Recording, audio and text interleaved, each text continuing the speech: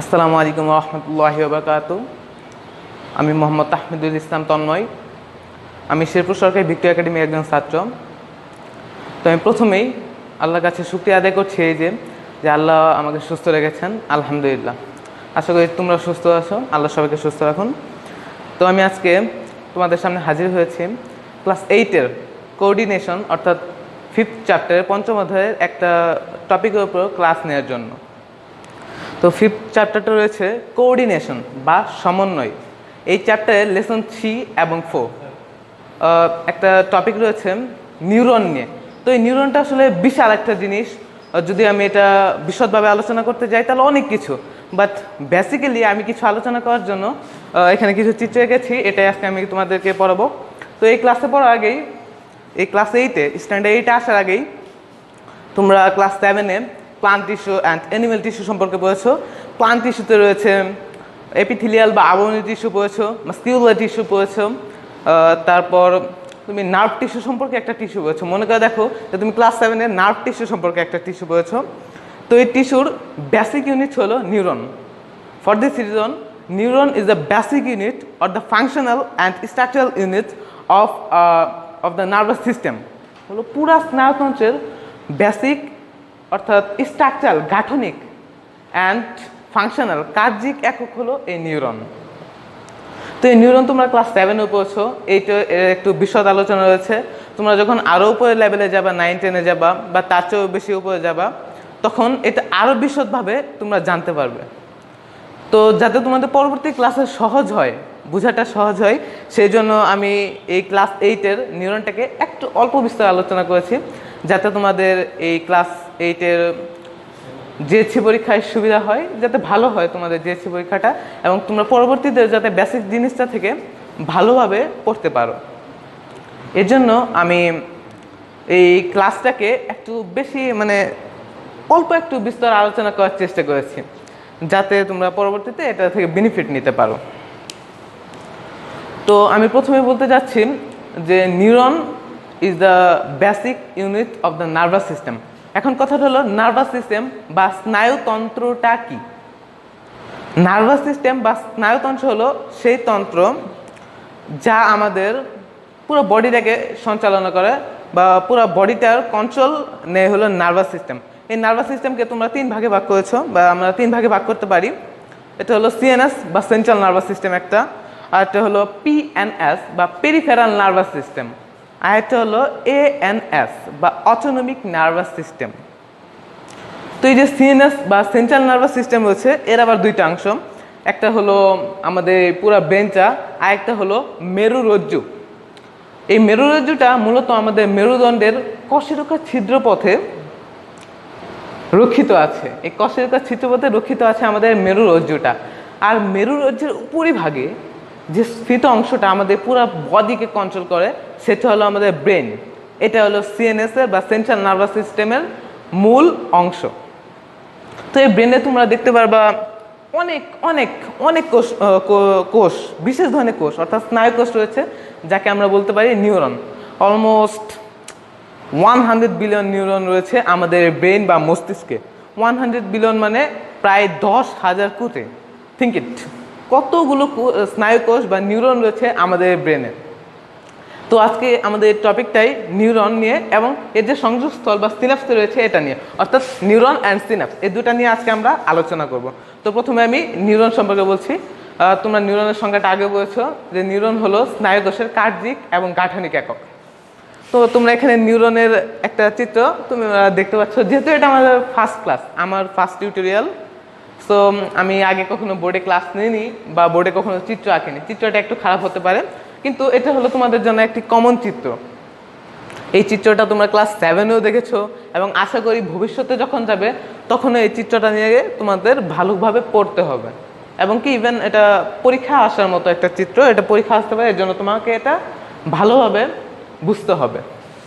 তো এই যে পুরো জিনিসটা তোমরা দেখতে পাচ্ছ, এটা হলো এক ধরনের বিশেষ স্নায়ু কোষ বা নিউরন, যেটা হলো নার্ভাস সিস্টেমের একটা ইউনিট, বেসিক ইউনিট।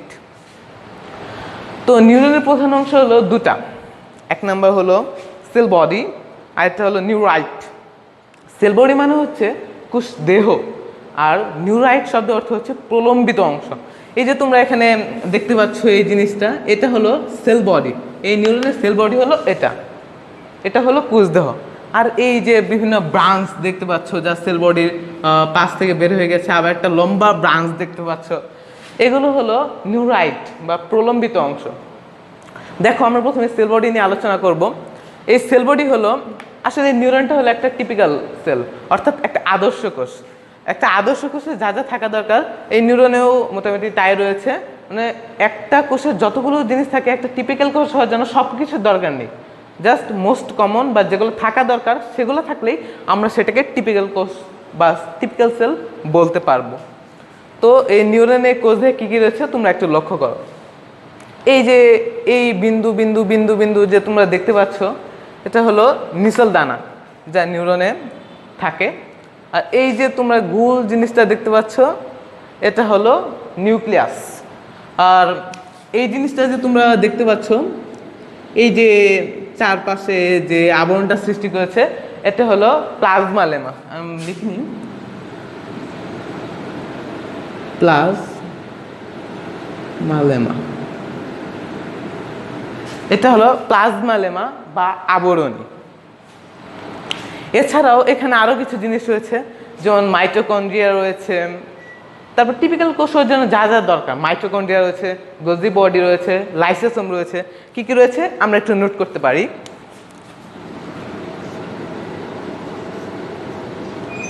মাইটোকন্ড্রিয়া রয়েছে, গোলজি বডি রয়েছে,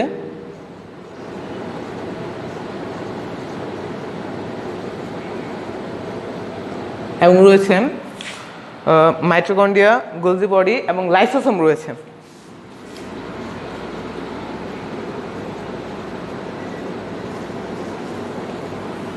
তারপর তোমরা দেখতে পাচ্ছ এটা হলো আমাদের সেল বডির বা কোষ দেহের একটা সিম্পল একটা বর্ণনা।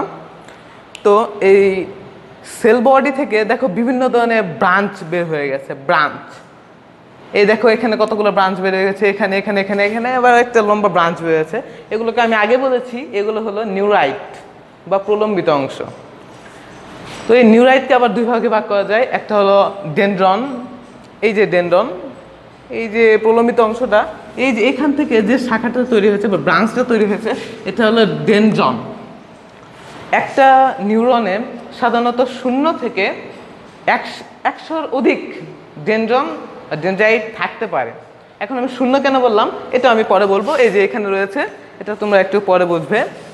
তো 0 থেকে 100-র অধিক ডেনড্রন বা ডেনড্রাইট থাকতে পারে। এখন ডেনড্রন তো বুঝলাম যে এই শাখাগুলা, এখন ডেনড্রাইট কি? আসলে dendron is a plural number. Dendron is a plural number and the singular form of dendron is dendrite. অর্থাৎ ডেনড্রন যদি অনেকগুলো, ডেনড্রন যদি একটা গুচ্ছাকারে হয়, ডেনড্রন হলো একটা প্লুরাল নাম্বার অ্যান্ড ডেনড্রাইট হলো একটা সিঙ্গুলার নাম্বার। তো ডেনড্রন এই যে গুচ্ছাকারে রয়েছে, এগুলো হলো ডেনড্রন, এক একটা ডেনড্রন এটা গুচ্ছাকারে রয়েছে, সরি এটা এককভাবে রয়েছে। আর এই ডেনড্রন থেকে যে শাখাগুলো তৈরি হয়েছে, এটা অনেকবার একটা গুচ্ছাভাবে তৈরি হওয়ার পর এখান থেকে একক একটা শাখা বের হয়েছে, এখান থেকে আর কোনো শাখা বের হয়নি। ফর দিস রিজন এটা হলো ডেনড্রাইট, এটা হলো ডেনড্রাইট। তারপর তোমরা দেখতে পাচ্ছ এই যে সেল বডি বা কোষদেহের উপরিভাগ দিয়ে যে ব্রাঞ্চগুলো তৈরি হয়েছে, এই ব্রাঞ্চগুলা ছাড়াও এই দেখো তুমি এই ব্রাঞ্চগুলা ছাড়াও একটা লম্বা, এই যেদিক দিয়ে ব্রাঞ্চগুলো তৈরি হয়েছে তার ঠিক বিপরীত দিকে, যেমন দেখো এইখান দিয়ে ব্রাঞ্চগুলো তৈরি হয়েছে, তার ঠিক বিপরীত দিকে একটা লম্বা সুতার নেই অঙ্গ বা ব্রাঞ্চ বের হয়েছে। এটাকে বলা হয় অ্যাকশন। এটাকে তোমরা অ্যাকশন বলতে পারো। এই যে এটা হলো অ্যাকশন। আবার অ্যাকশনেরও বিভিন্ন অংশ রয়েছে, যেমন এই যে লম্বা অংশটা তুমি দেখতে পাচ্ছ, এটা হলো অ্যাকশন। এখন অ্যাকশন থেকে কি কি হতে পারে এটা আমি তোমাদের একটু পরে বলছি। এখন থেকে এই যে অ্যাকশনের নিচে কতগুলো আবার এই ব্রাঞ্চের মতো রয়েছে, এই ব্রাঞ্চগুলোর সাথে আবার অন্য একটা নিউরনের এই ব্রাঞ্চগুলো যুক্ত হয়। যুক্ত হওয়ার পর এই নিউরনের তথ্যগুলা ওই নিউরনে পাস হয়। এই পাসটাকে বলা হয় এই যে সিনাপস। এটা আসলে অনেক একটা বড় জিনিস। এটা 100% পাস হয়, এটা 100% ভাবে এই নিউরন থেকে এই নিউরনে পাস হয়। কিন্তু একটা মজার জিনিস হলো এখানে কোনো ফিজিক্যাল বা প্রোটোপ্লাজমীয় কোনো মিলন নেই। there is no physical connection between one neuron to another neuron because এই যে সিনাপস যেখানে রয়েছে সেখানে একটা সূক্ষ্ম একটা ফাঁকা স্থান রয়েছে, মেবি 20 ন্যানোমিটার, 20 ন্যানোমিটার মতো হতে পারে। তো এটা নিয়ে আমরা পরে আলোচনা করব। এই যে এখানে রয়েছে এটা আমরা আরও বিস্তারিতভাবে আলোচনা করব। তো এখন আমরা আবার এই অ্যাকশনে ফিরে আসছি। অ্যাকশনে দেখো এই যে অ্যাকশন, এই অ্যাকশনের যে এই নিউক্লিয়াসটাকে, সরি নিউক্লিয়াস না, এই যে পুরো নিউরনটা রয়েছে এই নিউরনের চারপাশে যে আবরণটা রয়েছে এটা হলো নিউরিলেমা। এটা হলো নিউরিলেমা, অর্থাৎ এই যে আবরণগুলো রয়েছে এটা হলো নিউরিলেমা। এই নিউরিলেমা আবার এই যে অ্যাকশন রয়েছে, অ্যাকশনের বাইরে যে আবরণটা রয়েছে আমরা বলছিলাম যে নিউরনের বাইরে যে আবরণটা রয়েছে সেটা হচ্ছে নিউরিলেমা। নিউরনের বাইরে আবরণটা নিউরিলেমা। তাহলে এই অ্যাকশনের বাইরে যে আবরণটা রয়েছে তাকে কি বলা হয়? এই অ্যাকশনের বাইরে যে আবরণটা রয়েছে এটাকে বলা হয় মাইলিন শীথ। এই মাইলিন শীথটা আসলে ফ্যাটস বা চর্বি জাতীয় এক ধরনের পদার্থ। মাইলিন শীথ হওয়ার পর এখানে তোমরা দেখতে পাচ্ছ যে এই অ্যাকশনটাকে ঘিরে অনেকগুলো কোষ রয়েছে। এই যে এখানে ডিম্বাকৃতির অনেকগুলো কোষ রয়েছে। এই কোষগুলো একটা নাম রয়েছে, এটাকে বলা হয় সোয়ান সেল বা সোয়ান কোষ। সোয়ান সেল বা সোয়ান কোষ। তো এই সোয়ান সেলের আবার রয়েছে এক একটি নিউক্লিয়াস। এই যে তোমরা গুল গুল গুল গুল অংশগুলো দেখতে পাচ্ছ, এই যে গুল, এই যে গুল, এই যে গুল, এই যে গুল, এগুলো হচ্ছে একটা এক একটা নিউক্লিয়াস। নিউক্লিয়াস আমরা এখানে একটা নিউক্লিয়াস পাচ্ছি, এখানে নিউক্লিয়াস রয়েছে।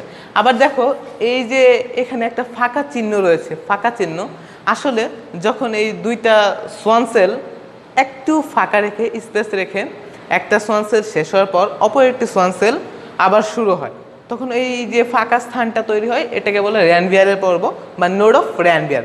আসলে র্যানভিয়ার হলো একজন বিজ্ঞানীর নাম, তার নাম অনুসারে এটার নামকরণ করা হয়েছে র্যানভিয়ারের পর্ব বা নোড অফ র্যানভিয়ার।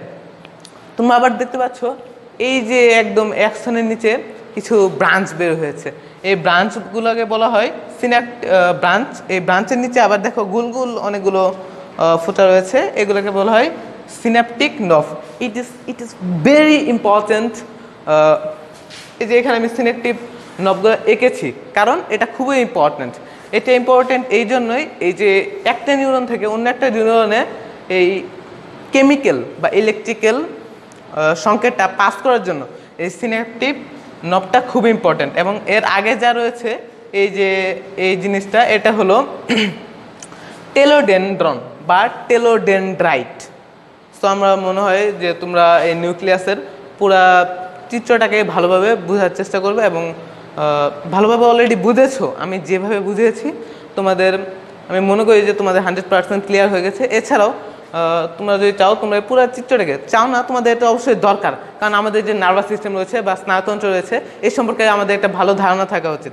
আর ভালো ধারণা থাকার জন্য প্রথমে আমাদের যে বেসিক জিনিসটা দরকার সেটা হলো এই যে নিউরন। সো এই সম্পর্কে তোমাদের একটা ভালো ধারণা থাকতে হবে। তাই আমার মনে হয় যে তোমাদের খাতায় এই চিত্রটাকে ভালোভাবে এটা প্র্যাকটিস করা দরকার।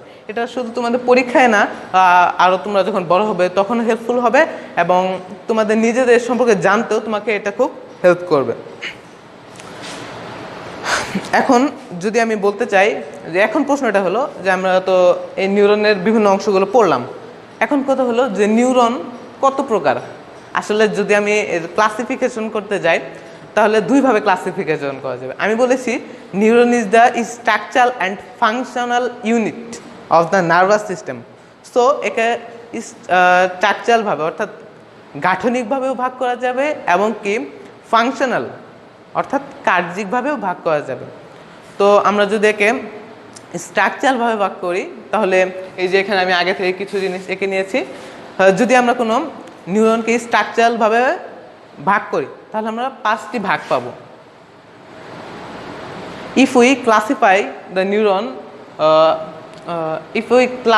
নিউরন ইনটু স্ট্রাকচারাল, যদি আমরা স্ট্রাকচারালভাবে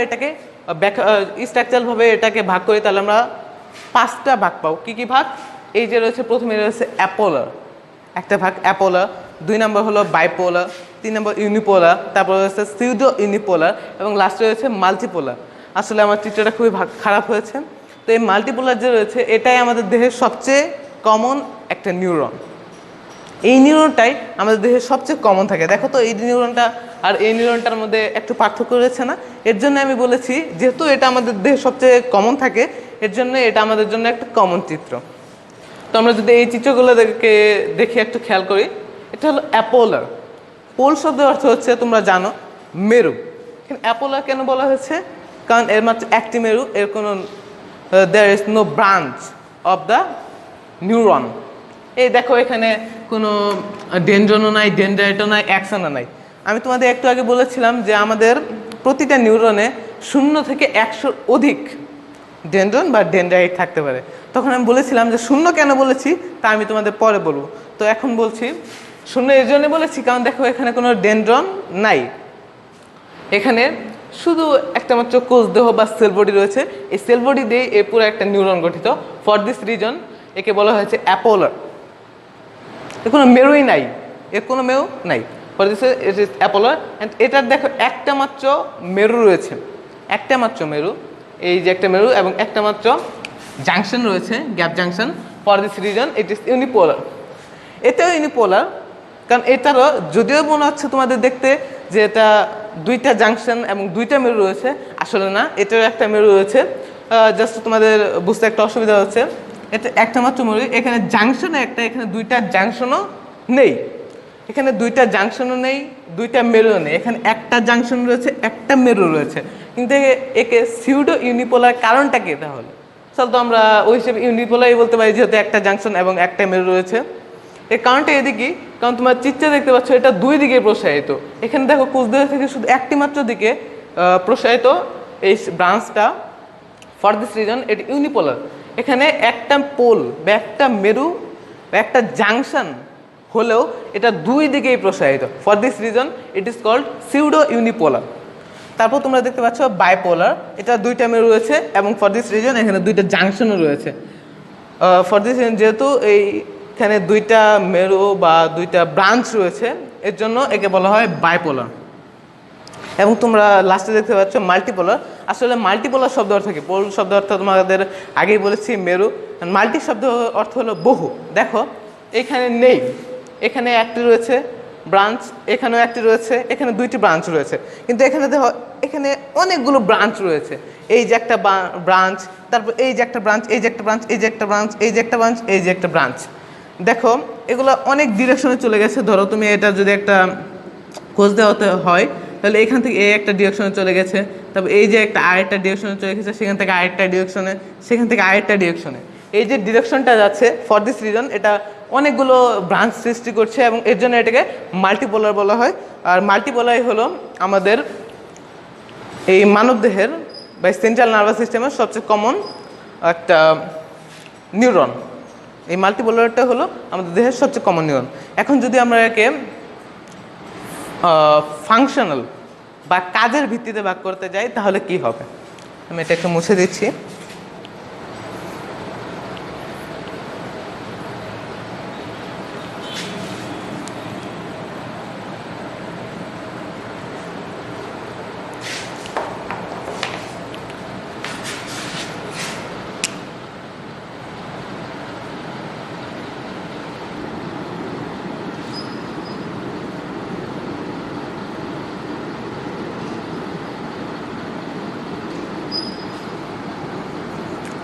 টাইপস বেসড অন ফাংশন, অর্থাৎ কাজের ভিত্তিতে এই ক্লাসিফিকেশনটা আমরা করব।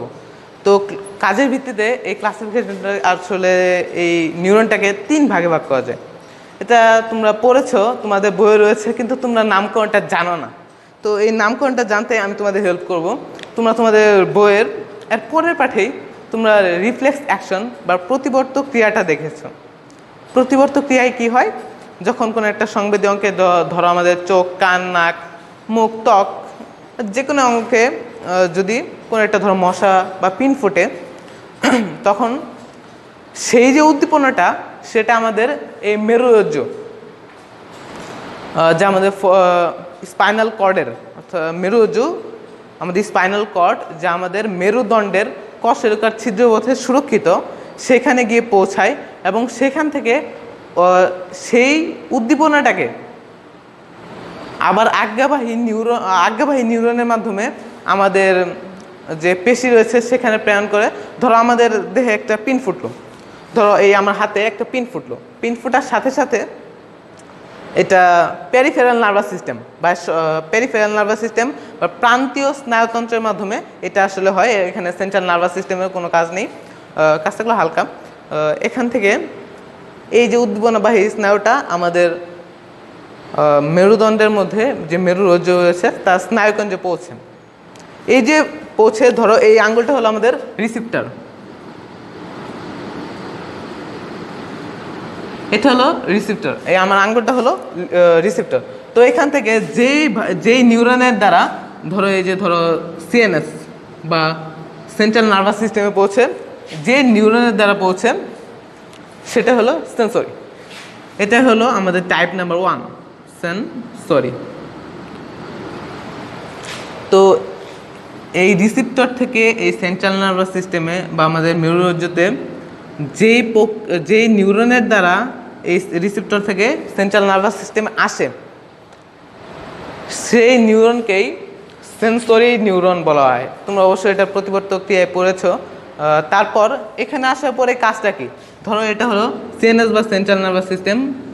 তো এখানে আসার পরে কাজ, এখানে থেকে আবার এই যে মাসেল রয়েছে বা রিসিপ্টর, এখানে একটা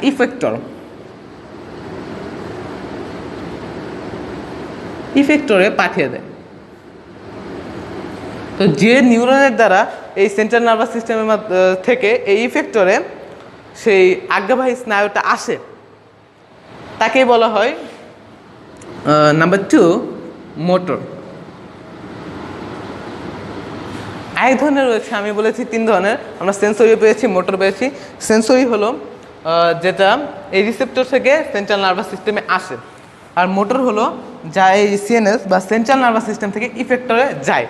এখন কথা হলো 3 নাম্বারটাকে, 3 নাম্বার যে নিউরনটা রয়েছে সেটাকে বলা হয় মিক্সড বা অ্যাডজাস্টেড নিউরন। তো মিক্সড বা অ্যাডজাস্টেড নিউরন কি সেটা আমি তোমাদের একটু পরে বলছি। মিক্সড, এখন এই রিসিপ্টর থেকে সিএনএসে যাচ্ছে এবং সিএনএস থেকে ইফেক্টরে আসছে, কিন্তু এই সেন্ট্রাল নার্ভাস সিস্টেম বা এই মেরুরজ্জ বা এই স্পাইনাল কর্ডে এই যে সেন্সরি এবং মোটর, এই দুইটা নার্ভ, এই দুইটা নিউরনকে, যে নিউরনটা যুক্ত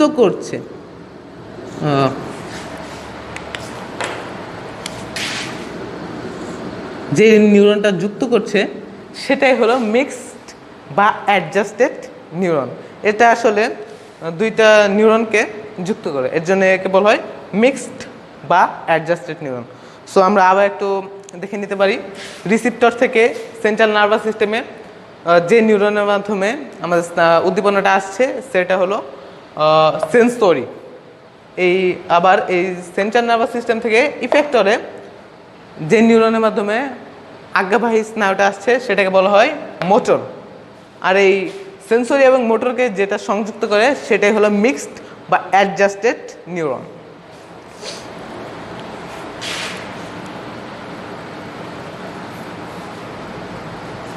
তোমরা এতক্ষণ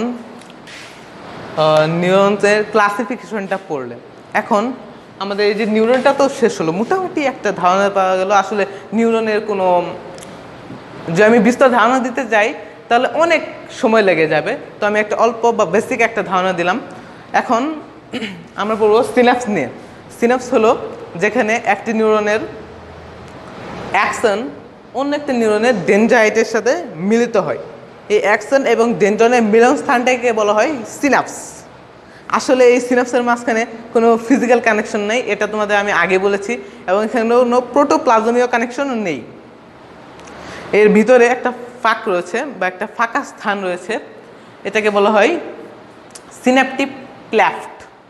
এটার দূরত্ব অলমোস্ট 20 ন্যানোমিটার, তোমাদের আমি আগেও বলেছি এটার দূরত্ব 20 ন্যানোমিটার। এই যে তোমরা এখানে দেখতে পাচ্ছ, এটা হলো সিন্যাপটিক ক্লেফট। তো এটা বোঝার আগে তোমাদের আরও যে জিনিসগুলো বুঝতে হবে তার মধ্যে একটা is the another keyword of the lesson, এটা হলো নিউরোগ্লিয়া। আমি তোমাদের আগে বলেছি যে তোমরা অ্যানিমাল টিস্যুতে কয়েক ধরনের টিস্যু পড়েছো, তার মধ্যে একটা টিস্যু তোমরা মনে করে দেখো, এটা হলো কানেকটিভ টিস্যু, যা কানেকটিভ টিস্যু বা যোজক টিস্যু পড়েছো। এই নিউরোগ্লিয়াটা হলো এক ধরনের যোজক টিস্যু বা কানেকটিভ টিস্যু। এর কাজ কি?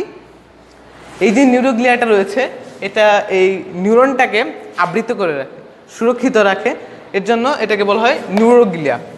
And now I want to talk about the most important thing and the most important keywords of the lesson, সেটা হলো neurotransmitters।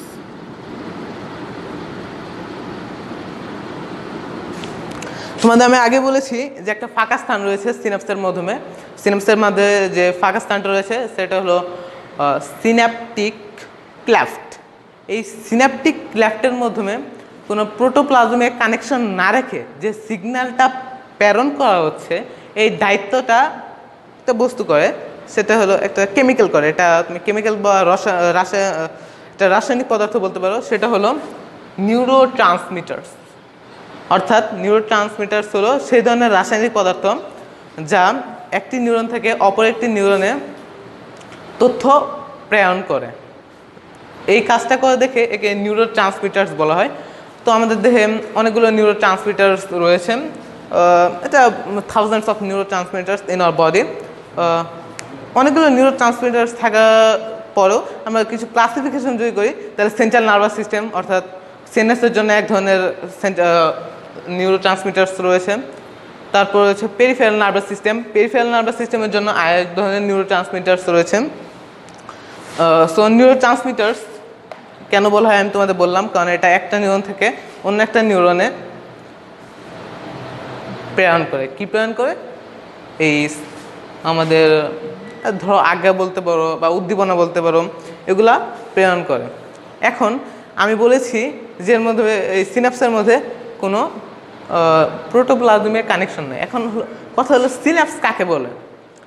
সিনাপসের সংজ্ঞাটা বলতে চাই তাহলে একটি নিউরনের অ্যাকশনের সাথে অন্য একটি মানে দুইটি নিউরনের মিলন স্থানে যে ফাঁকা সূক্ষ্ম ফাঁকা স্থানটা থাকে সেটা হলো সিনাপটিক নব, সিনাপটিক ক্লেফট আমি আগে বলেছি। আর এই ফাঁকা স্থানের মাধ্যমে যে সংযোগটা রক্ষা করে দুইটা নিউরন সেটাকে বলা হয় সিনাপস। এখন প্রোটোপ্লাজম কানেকশন বলতে বা ফিজিক্যাল কানেকশন বলতে তোমরা কী বুঝছো এটা আমি বোঝাই। তোমরা অনেকেই মাছ ধরার জাল দেখেছো বা গ্রামে যারা বাস করো তারা হয়তো মাছ ধরেওছো। তো তোমরা দেখবে যখন জেলে এই মাছ ধরার জালটা বুনে, তুমি যে কোনো জায়গায় দেখতে পারো, তখন দেখবে একটা সুতার পর আরেকটা সুতা, তারপর একটা আরেকটা সুতা, এভাবে দুইটার মধ্যে একটা ফিজিক্যাল বা মিলন থাকে, একটা আরেকটাকে একদম লাগালাগি অবস্থায় থাকে, একদম লাগালাগি অবস্থায় থাকে। কিন্তু একটা মজার বিষয় হলো যে এখানে কোনো লাগালাগি অবস্থা নেই, এখানে 20 ন্যানোমিটারের একটা দূরত্ব রয়েছে, 20 ন্যানোমিটার এরকম একটা দূরত্ব রয়েছে।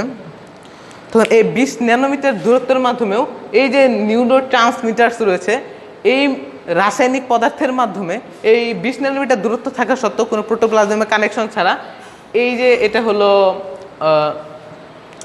সিনাপটিক নভ, এই যে গুলগুল গুল্লাগুলো দেখতে পাচ্ছ তোমরা, এগুলো হলো সিনাপটিক নভ। আর এটা হলো একটা অ্যাকশন প্রেরণ করে এই নিউরোট্রান্সমিটার। তখন এই যে নভ থেকে এই যে অ্যাকশনে কয় ধরনের উদ্দীপনা যেতে পারে এটা একটা প্রশ্ন। আমি এটা ক্লিয়ার করে দিতে চাই যে একটা নিউরন থেকে অন্য একটা নিউরনে দুই ধরনের উদ্দীপনা যেতে পারে। একটা হলো ইলেকট্রিক্যাল,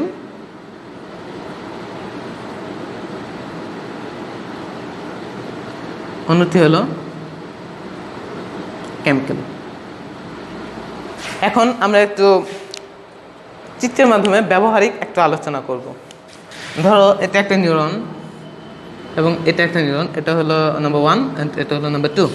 এই নিউরন থেকে এই নিউরনে আমাদের এই নিউরন থেকে ওই নিউরনে আমাদের তথ্যটা উদ্দীপনাটা প্রেরণ করতে হবে।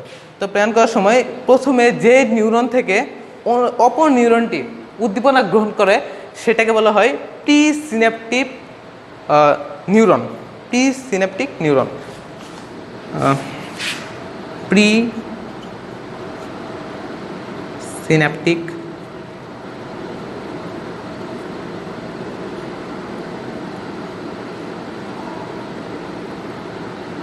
নিউরন, আর এটা হলো পোস্ট সিন্যাপটিক নিউরন।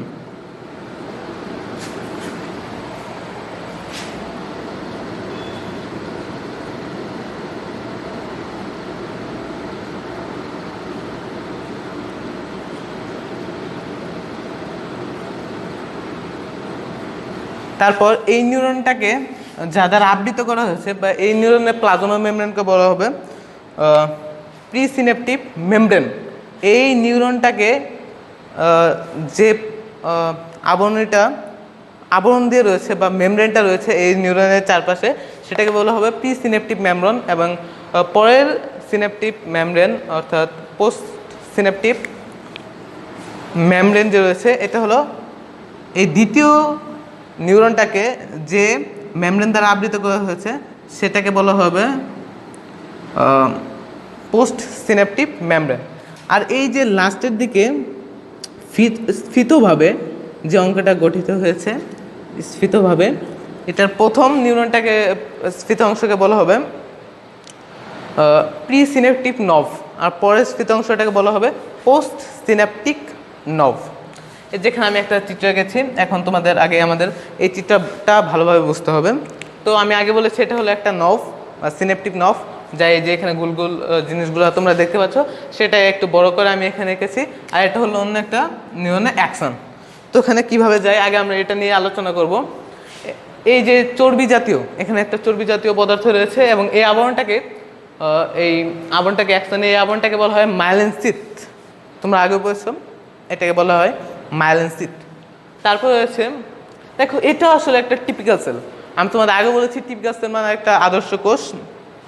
তো এখানে যেমন রয়েছে মাইটোকন্ড্রিয়া রয়েছে, লাইসোসোম রয়েছে, এখানেও রয়েছে মাইটোকন্ড্রিয়া রয়েছে, এখানে এই যে মাইটোকন্ড্রিয়া রয়েছে। তারপর তোমরা আরও অনেক কিছু দেখতে পাচ্ছ। এই যে ঝিল্লিটা রয়েছে, যেহেতু এটা সিনেপটিক নবের ঝিল্লি, ফর দিস রিজন এটাকে বলা হচ্ছে সিনেপটিক মেমব্রেন বা সিনেপটিক ঝিল্লি। আর এই যে গুলগুল অঙ্গগুলো দেখতে পাচ্ছ, ইট ইজ মোস্ট ইম্পর্ট্যান্ট। কেন? দেখো, কারণ এগুলাই আসলে তথ্য প্রেরণে মূল ভূমিকাটা পালন করে। আর এটাকে বলা হয় সিন্যাপটিক ভেসিকল।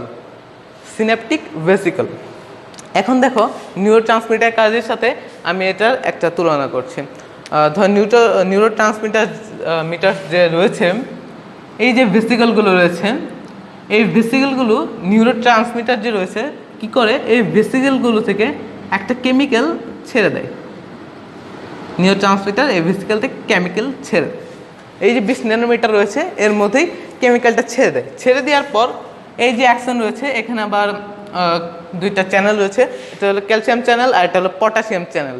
এই চ্যানেলগুলো কি করে, এই যে আবার এই নিউরনগুলো যে আছে এই নিউরনে গ্রহণ করে। গ্রহণ করার পর আরেকটা ম্যাজিকের মতো আরেকটা জিনিস হলো যে এই বেসিকেলগুলো যে রয়েছে, এর কিছু কিছু বেসিকেল রয়েছে আবার রিঅ্যাপটেক হয়ে এই যে উপরে চলে যায়।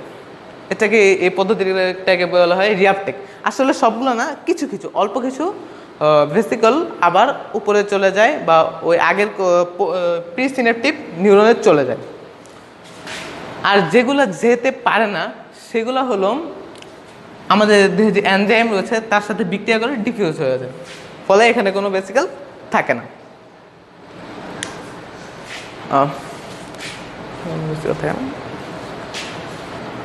এখন তোমরা দেখতে পাচ্ছ যেখানে একটা ফাঁকা স্থান রয়েছে 20 ন্যানোমিটার। তোমাদের আমি আগে বলেছি, বারবার একটা কথা বলছি, যেখানে কোনো ফিজিক্যাল কানেকশন নেই। কেন নেই এটা একটু বলেছি, আর একটু বলছি যে এই যে নিউরনটা যে রয়েছে, এর আগে ধরে এটা একটা পোস্ট সিনেপটিক নিউরন, এর আগে রয়েছে একটা প্রি সিনেপটিক নিউরন রয়েছে।